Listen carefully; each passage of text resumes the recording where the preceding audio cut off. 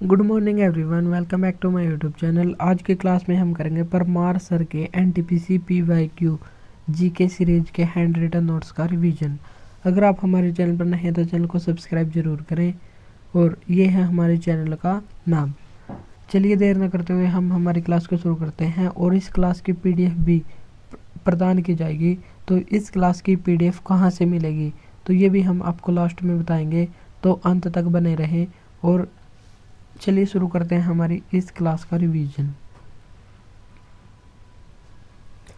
First question है हमारा, राजा राम मोहन राय ने किस समाज की स्थापना की थी? तो राजा राम मोहन राय ने ब्रह्म समाज की स्थापना की थी और ब्रह्म समाज की स्थापना 1828 में की थी। और आत्मीय सभा की स्थापना भी इनके द्वारा ही 1814-15 में की गई थी। 1815 ज़्यादा करेक्ट है, तो आत्मीय सभा की स्थापना 1815 में की थी।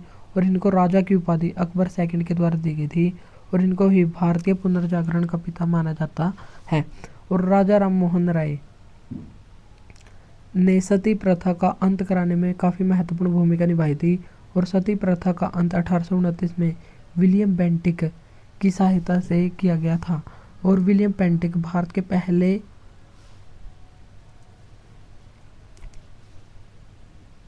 गवर्नर जनरल थे। और इनके कुछ अखबार भी थे, जैसे मिरात उल अखबार, गिफ्ट ऑफ मोनोथिज्म, परसेप्ट्स ऑफ जिजिज और संवाद कौमुदी इनकी महत्वपूर्ण पुस्तक भी थी। और फेमस है संवाद कौमुदी और मिरात उल अखबार।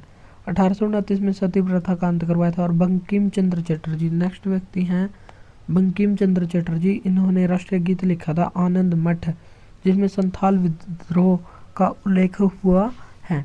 और दाडोबा पांडुरंग, ये इन्होंने परमहंस मंडली की स्थापना 1849 में की थी। प्रार्थना समाज की स्थापना आत्माराम पांडुरंग के द्वारा 1867 में की गई थी। और इसके मेंबर थे महादेव गोविंद रनाडे और केशव चंद्र सेन, तो ये भी फाउंडर ही सदस्य थे। और इसके संस्थापक थे आत्माराम पांडुरंग। विवेकानंद जी भी काफ़ी इम्पोर्टेंट है। और इनका जन्म 12 जनवरी 1863 को हुआ था। और इनके जन्म दिवस को ही राष्ट्रीय युवा दिवस के रूप में मनाते हैं। और इंटरनेशनल यूथ डे 12 अगस्त को मनाते हैं। और इसी दिन हाथी दिवस भी मनाते हैं। और 4 जुलाई 1902 को इनका निधन हो गया था। और इनका पुराना नाम था या इनका मूल नाम था नरेंद्र नाथ दत्ता। और इन्होंने परमहंस सभा की स्थापना 1 मई 1897 को की थी। और परमहंस सभा रामकृष्ण परमहंस सभा का स्थापना रामकृष्ण परमहंस ने की थी, जो विवेकानंद जी के गुरु थे। और स्वामी विवेकानंद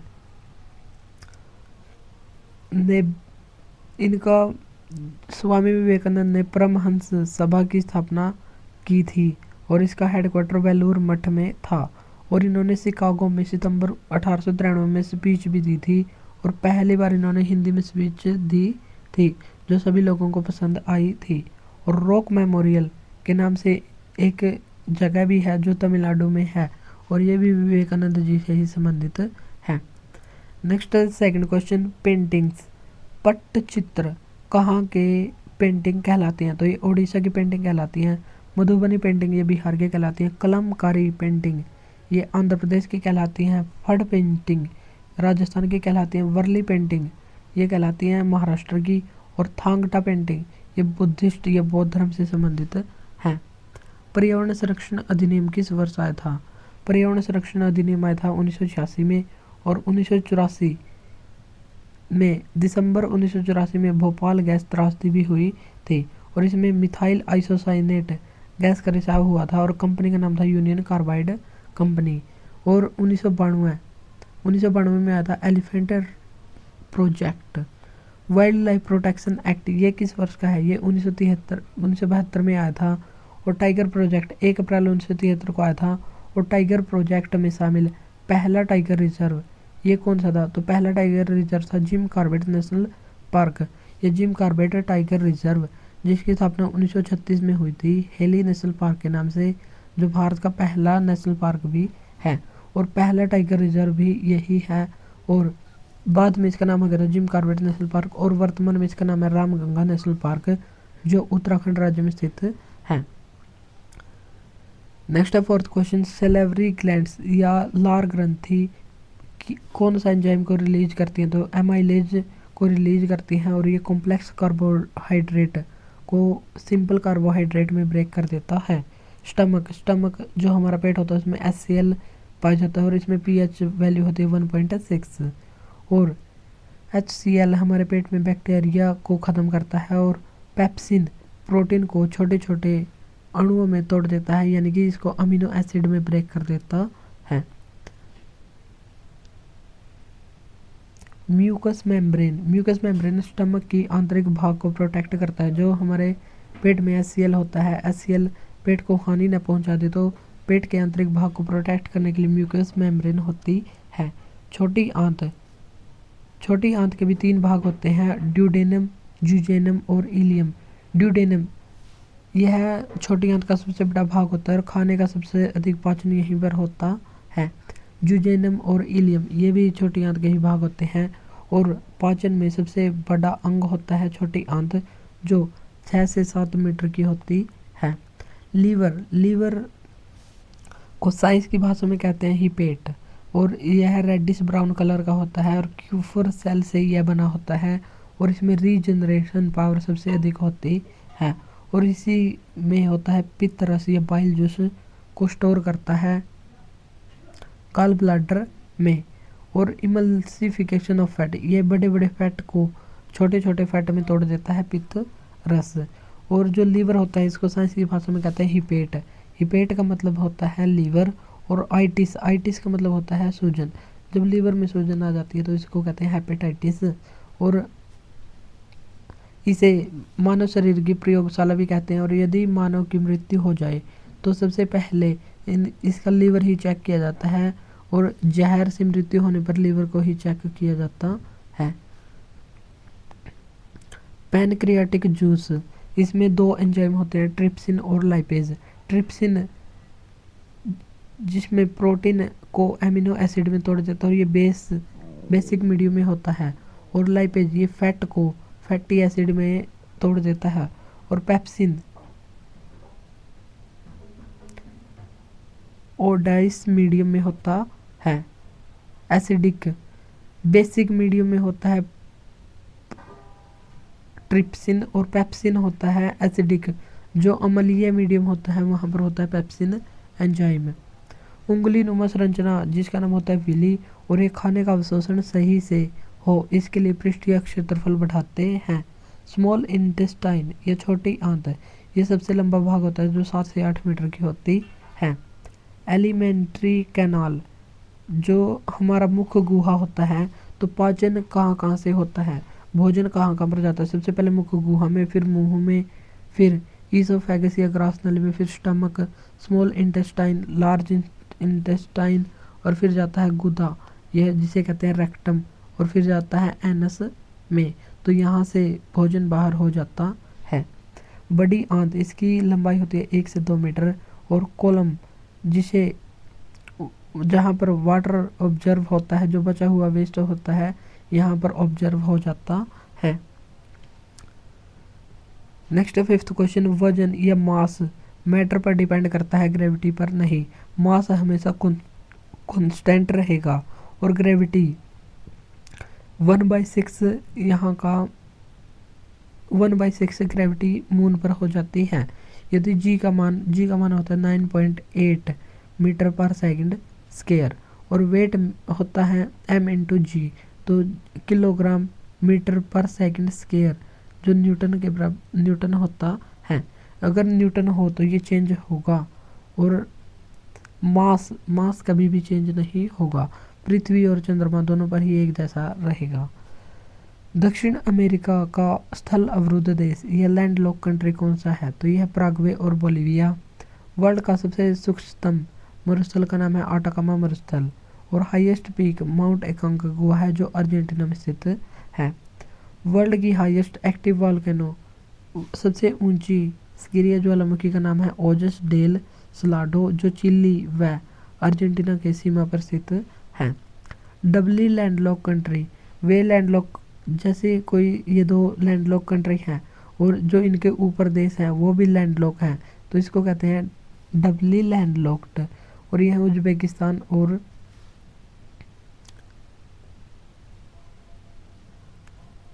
लिechtenstein। तो ये दो देश हैं जो डबली लैंडलॉक कंट्री हैं। और विश्व का सबसे बड़ा स्थल अवरुद्ध देश ये है कजाकिस्तान देश। सबसे लंबी पर्वत श्रृंखला कौन सी है? पर एंडीज पर्वत श्रृंखला है जो साउथ अमेरिका महाद्वीप में मिलती है। उरुग्वे, उरुग्वे में पहला फुटबॉल वर्ल्ड कप हुआ था जो 1930 में हुआ था, और इसमें उरुग्वे ही विजेता रहा था। और 1930 में ही कनाडा के हैमिल्टन नामक स्थान पर पहली बार कॉमनवेल्थ गेम्स का भी आयोजन हुआ था। और 2026 में कॉमनवेल्थ गेम्स पहले ऑस्ट्रेलिया के विक्टोरिया में होने थे, लेकिन अभी ऑस्ट्रेलिया ने मना कर दिया है, तो ग्लासगो स्कॉटलैंड में ये होंगे। कोस्ट लाइन या तट रेखा, भारत की तट रेखा कितनी है? तो भारत की तट रेखा की लंबाई है 7516 किलोमीटर, और ये मेन लैंड की है 6100 किलोमीटर। और शॉर्टेस्ट मेन लैंड की पूछा जाए तो 6100 किलोमीटर है, और यदि आइलैंड को भी मिलाकर देख लिया जाए तो 7516 किलोमीटर है। और मेन लैंड में यदि पूछा जाए सर्वाधिक तट रेखा किसकी है, तो ये गुजरात की है 1214 किलोमीटर। और यदि ऐसे ही पूछ लिया जाए कि भारत की तट रेखा की सबसे ज़्यादा लंबाई किसकी है, तो ये अंडमान निकोबार की है 1962 किलोमीटर। 1962 में भारत और पाकिस्तान का युद्ध हुआ था, तो हम इससे भी इसको याद रख सकते हैं कि 1962 अंडमान निकोबार की सबसे ज़्यादा कोस्ट लाइन है। और राज्यों में देखा जाए तो G80 से हम इसको याद कर सकते हैं। G से हो गया गुजरात, A से हो गया आंध्र प्रदेश, और T से हो गया तमिलनाडु। और सबसे कम तटीय रेखा वाला राज्य है गोवा। और GATT general agreement on trade and tariff, ये जो हमारा WTO है वर्ल्ड ट्रेड ऑर्गेनाइजेशन, तो इसका पुराना नाम होता था GATT। और वर्ल्ड ट्रेड ऑर्गेनाइजेशन इसकी स्थापना 1 जनवरी 1995 को हुई थी। और इसके अभी हाल ही में महानिदेशक बनी हुई है महिला, जिनका नाम है नागोजी ओंकाजा-इवेला, जो नाइजीरिया की रहने वाली हैं। और भारत के 9 राज्य तटीय सीमा बनाते हैं, और 4 UT इसमें शामिल हैं जो तटीय सीमा बनाते हैं। ध्वनि की साउंड निर्वात में ट्रैवल नहीं करती, और ये अनुदैर्घ्य तरंग होती हैं जो वेव की दिशा में मीडियम के पार्टिकल को वाइब्रेट करते हैं। और कैन नॉट बी पोलराइज्ड, ये पोलराइज्ड भी नहीं होती। और लाइट वेव अनुप्रस्थ तरंग होती है और ये पोलराइज्ड हो जाती हैं। साउंड की स्पीड सबसे ज़्यादा होती है सॉलिड में, उसके बाद होती है लिक्विड, और उसके बाद होती है गैस में।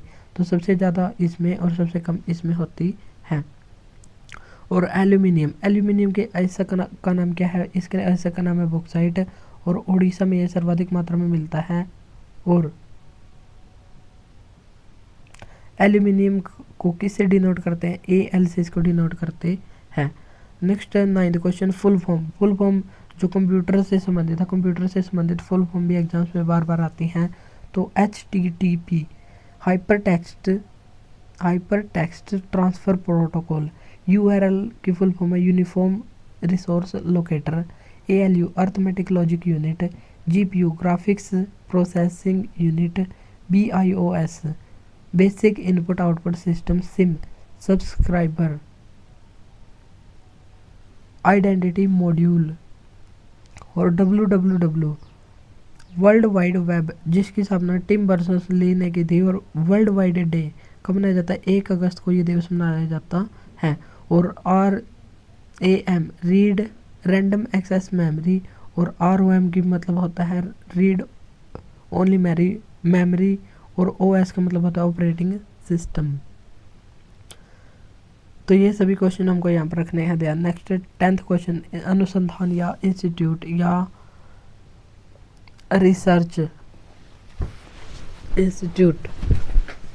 अनुसंधान, कानपुर में कौन सा अनुसंधान स्थित है? तो दलहन और शुगर, चीनी और दलहन का अनुसंधान केंद्र कानपुर में स्थित है। और शिमला में आलू अनुसंधान केंद्र है। कोयम्बटूर में शुगर केन या गन्ना का अनुसंधान केंद्र है। और चावल का राष्ट्रीय अनुसंधान केंद्र ये कटक में, और अंतर्राष्ट्रीय वाला मनीला फिलीपींस में है। और मनीला फिलीपींस में ही रैमन मैग्सेसे अवार्ड दिया जाता है, जो फिलीपींस के पहले प्रधानमंत्री रैमन मैग्सेसे के नाम से ही दिया जाता है। और रैमन मैग्सेसे अवार्ड प्राप्त करने वाले पहले भारतीय थे विनोबा भावे। और रैमन मैग्सेसे अवार्ड को ही एशिया का नोबेल अवार्ड कहा जाता है। तंबाकू अनुसंधान केंद्र ये राजमुंद्री आंध्र प्रदेश में है। और ड्रग्स अनुसंधान केंद्र ये लखनऊ में है, और लखनऊ में सिडबी बैंक का मुख्यालय स्थित है। आमतौर पर सभी बैंकों का मुख्यालय मुंबई में स्थित है, लेकिन सिडबी बैंक इसका मुख्यालय लखनऊ में स्थित है और 1990 में इसकी स्थापना हुई थी।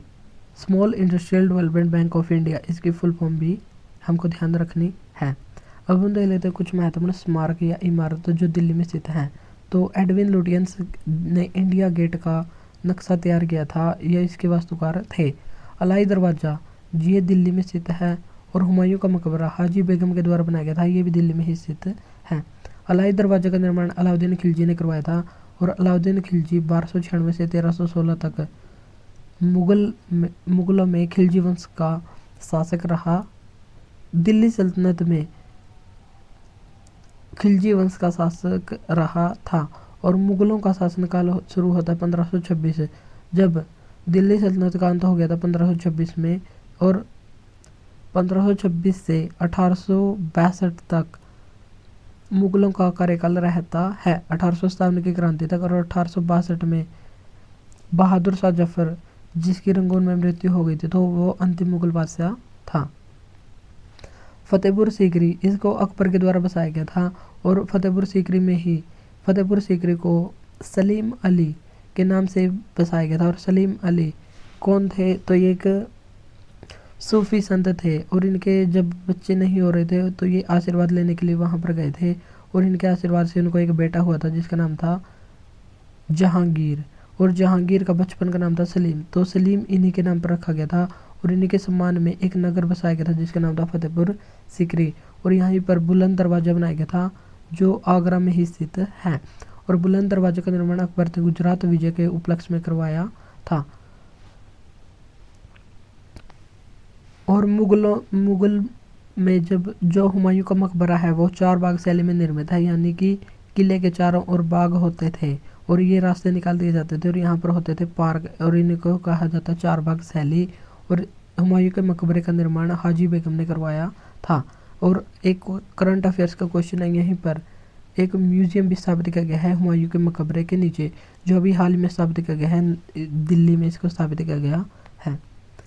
अलाउद्दीन खिलजी ने अलाई दरवाज़ा और सीरी एक शहर था वो बनवाया था। जैसे हुमायूं ने दीन पनाह मस्जिद बनवाई थी, दीन पनाह लाइब्रेरी बनाई थी, और इसी लाइब्रेरी में 1555 में इनकी मृत्यु हो गई थी। मनसबदारी प्रथा इसकी शुरुआत 1571 में अकबर के द्वारा की गई थी। मनसबदारी में क्या होता था तो इसकी चर्चा भी हम आगे की क्लास में करेंगे। और अकबर का शासनकाल था 1556 से 1605 तक। और 1556 में पानीपत की दूसरी लड़ाई भी हुई थी जो 5 नवंबर 1556 को हुई थी। और ये अकबर और रहीमों के बीच हुई थी। और अकबर का संरक्षक इसमें बैरम खान था, तो अकबर की तरफ से बैरम खान लड़ा था और अकबर इसमें विजयी रहा था। और पानीपत की पहली लड़ाई ये बाबर और इब्राहिम लोधी के बीच हुई थी, बाबर इसमें विजयी रहा था। और तीसरी लड़ाई अहमद साबदाली और मराठों के बीच हुई थी और अहमद साबदाली इसमें विजयी रहा था। और तीसरी लड़ाई 14 जनवरी 1761 को हुई थी और पहली 21 अप्रैल 1526 को हुई थी।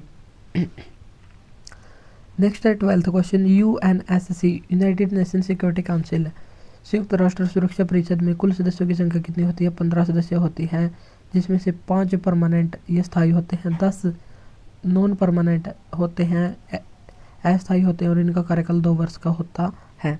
जो स्थायी सदस्य होते हैं उनके नाम क्या क्या हैं? फ्रांस, रूस, अमेरिका, चाइना और इंग्लैंड। इसको ब्रिटेन भी कह देते हैं। तो ये 5 देश हैं जिनको वीटो का अधिकार प्राप्त है। यदि कोई प्रस्ताव पेश किया जाए यूएनओ में और इसमें से 14 सदस्य तैयार हैं तो उनकी स्वीकृति है। और वीटो पावर कंट्री एक देश मना कर दे तो वो प्रस्ताव वहीं पर खारिज माना जाएगा। तो ये है वीटो पावर की वैल्यू। नेक्स्ट है 14वां क्वेश्चन। कालिदास कौन है? ये एक महान लेखक है और इनको भारत का शेक्सपियर के नाम से भी जानते हैं। कुमार संभवम इनकी महत्वपूर्ण पुस्तक है। अभिज्ञान शाकुंतलम काफ़ी इंपॉर्टेंट पुस्तक, और ये ऐसी पुस्तक है जिसका पहली बार भारतीय पुस्तक जिसका पहली बार अंग्रेजी में अनुवाद किया गया था 1789 में। और 1789 में किसके द्वारा, एशियाटिक सोसाइटी ऑफ बंगाल के द्वारा इसका अनुवाद किया गया था। और एशियाटिक सोसाइटी ऑफ बंगाल इसकी स्थापना 1784 में विलियम जोन्स के द्वारा की गई थी। और इसी सोसाइटी ने भारतीय ग्रंथों का अंग्रेजी में अनुवाद किया था और पहला ग्रंथ था अभिज्ञान शाकुंतलम, मालविकाग्निमित्रम, मेघदूतम, ऋतु संहारम। तो ये सभी पुस्तक कालिदास की हैं। नेक्स्ट है कल्हण। कल्हण ने महत्वपूर्ण पुस्तक लिखी है राजतरंगिणी, जो संस्कृत भाषा में लिखी गई है और कश्मीर का इतिहास इसमें लिखा गया है। पुष्यमित्र शुंग, इनके पुत्र का नाम था अग्निमित्र। और मौर्य वंश का लास्ट शासक था बृहद्रथ, और बृहद्रथ को किसने हराया था, पुष्यमित्र शुंग ने हराया था। और पतंजलि, महर्षि पतंजलि ने महाभाष्य नामक पुस्तक लिखी थी। पाणिनि ने अष्टाध्यायी पुस्तक लिखी थी, जो संस्कृत व्याकरण की सबसे पुराना ग्रंथ है। और इसमें 8 अध्याय हैं, इसलिए इसका नाम है अष्टाध्यायी। 13 महारत्न कंपनी कौन कौन सी हैं, तो 13 महारत्न कंपनी को हम देख लेते हैं। 13 महारत्न कंपनी है भेल, Bharat heavy electronics limited, BPCL, Bharat petroleum corporation limited, CTL, coal India limited, जो हाजीरा, विजयपुर और जगदीशपुर में ये स्थापित की गई है। जीआईएल, गेल इंडिया लिमिटेड, जो एचवीजे पाइपलाइन 1986 में स्टार्ट हुई थी, तो उससे संबंधित है गेल इंडिया लिमिटेड। और अन्य है HPCL, IOCL, NTPC, national thermal power corporation.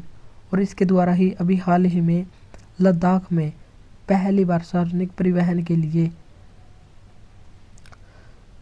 Green जो हाइड्रोजन गैस से चलने वाली बसों का शुभारंभ किया गया है लद्दाख में।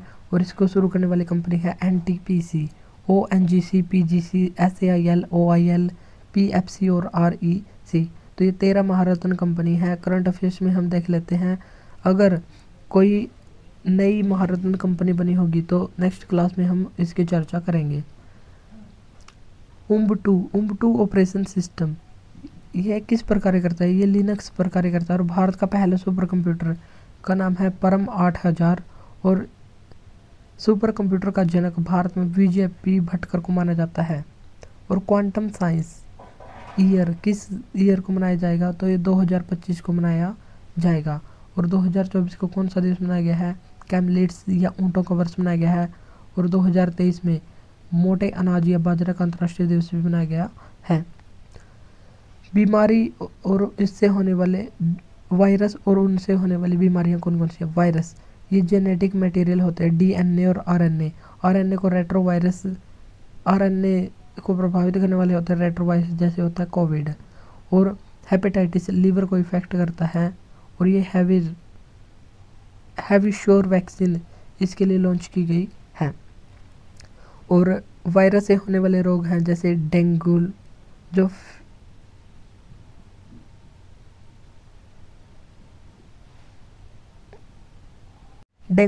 फीमेल में होता है, मीजल्स, खसरा, इन्फ्लुएंजा, स्वाइन फ्लू जिसका वायरस होता है H1N1।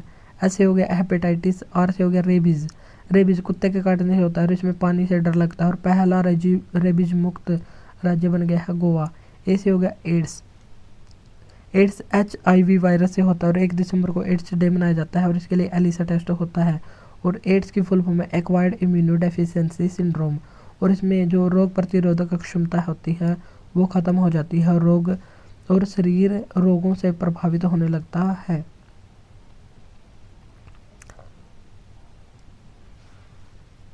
बी से हो गया बर्ड फ्लू H5N1। ई से हो गया इंसेफेलिस, स्मॉल पॉक्स, मम्प्स जिसे गलसुआ कहते हैं। और पी से हो गया पोलियो। जॉन साल्क ने इसकी वैक्सीन बनाई थी। और एडवर्ड जेनर ने स्मॉल पॉक्स की विश्व की पहली वैक्सीन बनाई थी एडवर्ड जेनर के द्वारा। और HIV की मतलब होता है ह्यूमन इम्यूनो वायरस।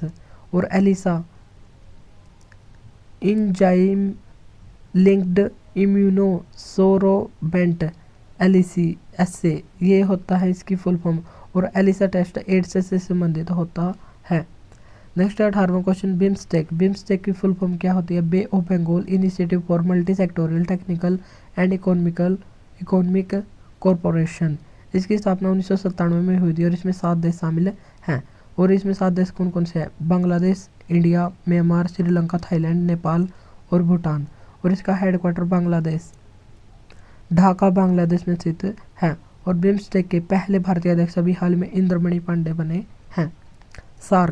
सार्क की फुल फॉर्म क्या होती है? South Asia association for regional corporation. और इसमें कितने देश शामिल हैं? तो इसमें इंडिया, पाकिस्तान, अफगानिस्तान, बांग्लादेश, नेपाल, भूटान, मालदीव और श्रीलंका।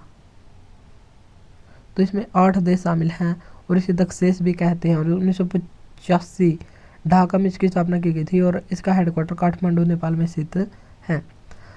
राष्ट्रीय आय को कैसे निकाला जाता है? और ये मैक्रो इकोनॉमिक्स कॉन्सेप्ट है, समस्त अर्थशास्त्र का कॉन्सेप्ट है। और एनएनपी नेट नेशनल प्रोडक्ट को एफसी फैक्टर कॉस्ट से निकालते हैं। और वैल्यू गुड्स और सर्विस जिसको जीडीपी में काउंट करते हैं। नेशनल होती है जीएनपी और ग्रोस होती है ग्रोस में से डेप्रिसिएशन को घटा दिया जाए तो नेट आती है। डेप्रिसिएशन का मतलब होता है मूल्य ह्रास। और अगर जीडीपी में से डेप्रिसिएशन को घटा दिया जाए तो आता है एनडीपी। और जीएनपी में से डेप्रिसिएशन को घटा दिया जाए तो आता है एनएनपी। और फैक्टर कॉस्ट बनाने में इनका यूज होता है। और फैक्टर कॉस्ट की किसके बराबर होता है? एमपी माइनस नेट एनईटी जो इनडायरेक्ट टैक्स होता है। और एमपी में से इनडायरेक्ट टैक्स में से सब्सिडी घटा दिया जाए तो होता है फैक्टर कॉस्ट। तो ये हम देख लेंगे बाद में। और फैक्टर कॉस्ट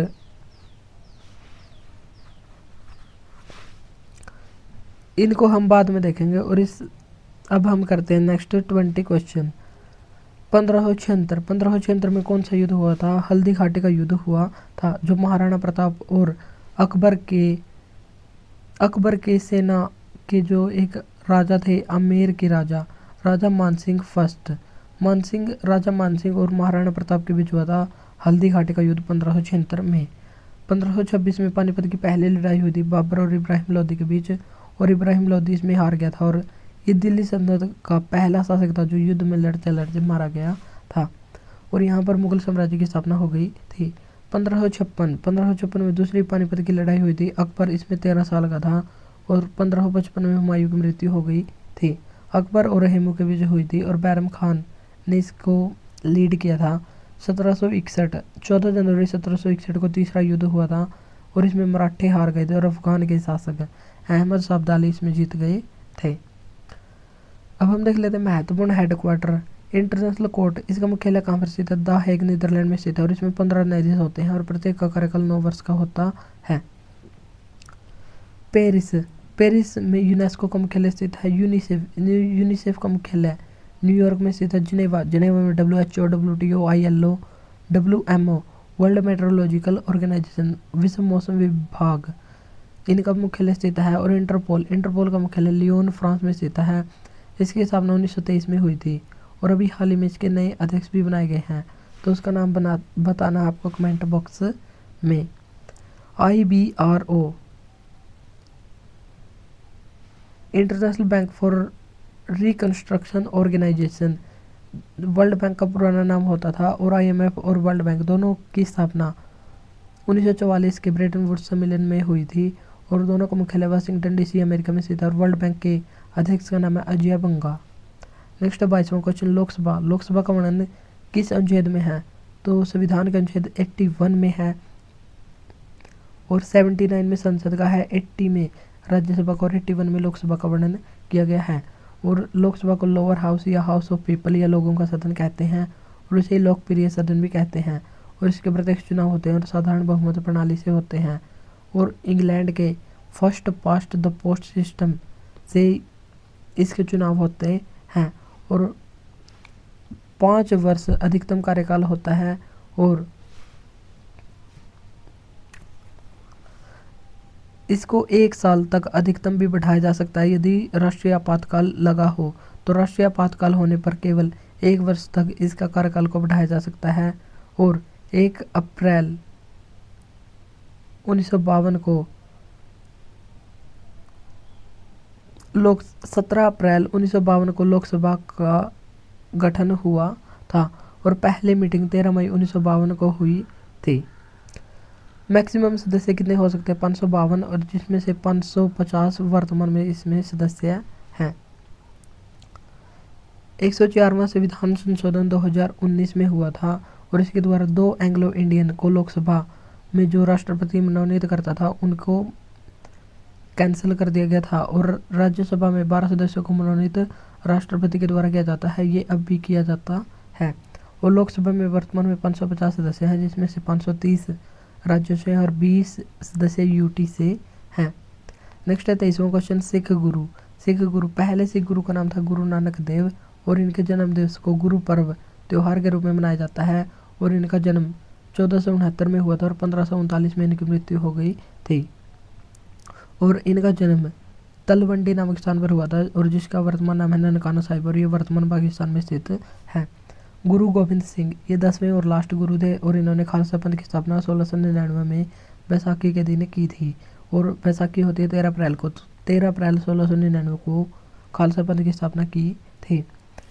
गुरु तेग बहादुर, ये 9वें सिख गुरु थे और औरंगजेब ने धर्म परिवर्तन करने के लिए इनको कहा था, लेकिन इन्होंने धर्म परिवर्तन नहीं किया तो दिल्ली में चांदनी चौक के पास इनका सर कलम करवा दिया गया था और इन्हीं के सम्मान में वहाँ पर शीशगंज साहिब गुरुद्वारा बना हुआ है। हरगोबिंद सिंह, ये 6ठे सिख गुरु थे और अकाल तख्त की स्थापना इन्होंने ही की थी। अर्जुन देव खुसरो को शरण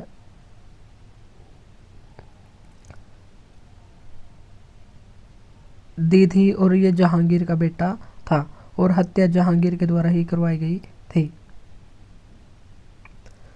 गुरु ग्रंथ साहिब, गोल्डन टेम्पल को स्थापित करवाया था और गोल्ड चढ़वाया था राजा रणजीत सिंह ने। और मिसल, ये शुक्र चक्किया मिसल से संबंधित थे। अमृतसर की संधि हुई थी 1809 में और सतलुज नदी को बॉर्डर बना दिया गया था। सतलुज नदी से इस साइड में राजा रणजीत सिंह रहेंगे और इस साइड अंग्रेज रहेंगे, तो ऐसा समझौता हुआ था जिसे अमृतसर की संधि कहते हैं। नेक्स्ट है 24वां क्वेश्चन, सिक्किम कितने देशों के साथ सीमा बनाता है? तो 3 देशों के साथ सीमा बनाता है और 36वें संविधान संशोधन 1975 के द्वारा 22वें राज्य के रूप में इसको शामिल किया गया था और जिस समय इसको शामिल किया गया वहाँ पर चंग्याल वंश का यहाँ पर शासन था। त्रिपुरा 3 ओर से बंगाल से घिरा हुआ है और म्यांमार से सीमा 4 राज्य बनाते हैं, अरुणाचल प्रदेश, नागालैंड, मणिपुर और मिजोरम। नागमणि से हम इसको याद कर सकते हैं ताकि ये आगे पीछे ना हो। पदार्थ की मात्रा को मोल से डिनोट करते हैं और एम्पियर करंट का मात्रक होता है और मोल किसके बराबर होता है? 6.022 गुणा 10 की शक्ति 10 की पावर 23 के बराबर होता है। और सेंटीग्रेड किसके बराबर होता है? 273 केल्विन के बराबर होता है। ज्योति तीव्रता का मात्रक क्या होता है? ज्योति फ्लक्स इसका मात्रक होता है।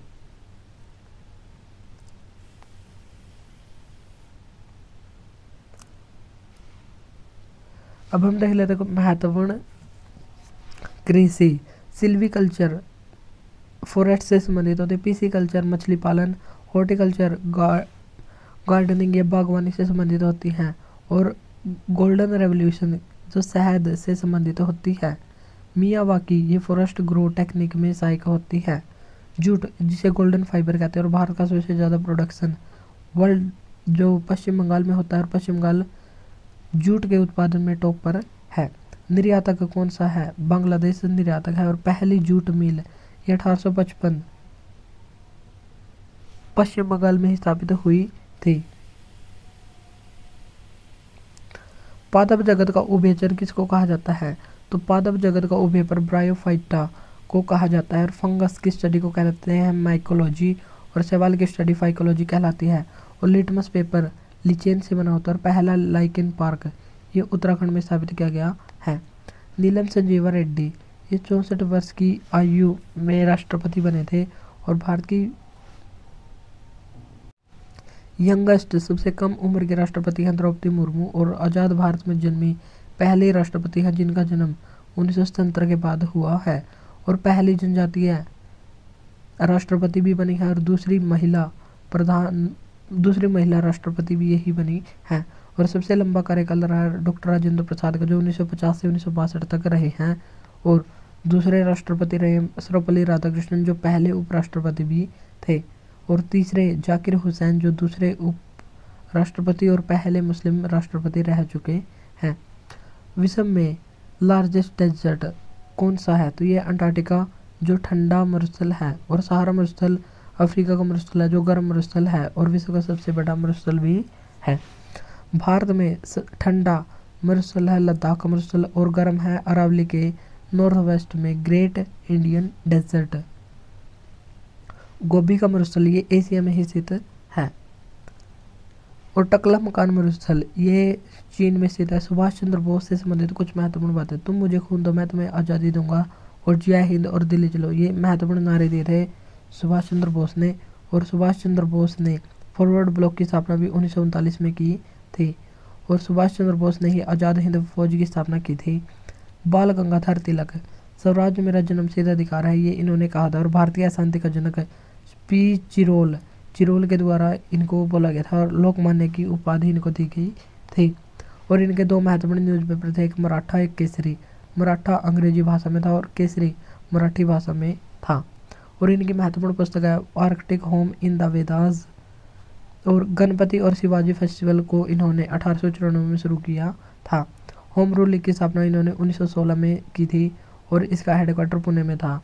और एनी बेसेंट ने भी होम रूल लीग की स्थापना मद्रास में की थी और इनको भी होम रूल कहा जाता था।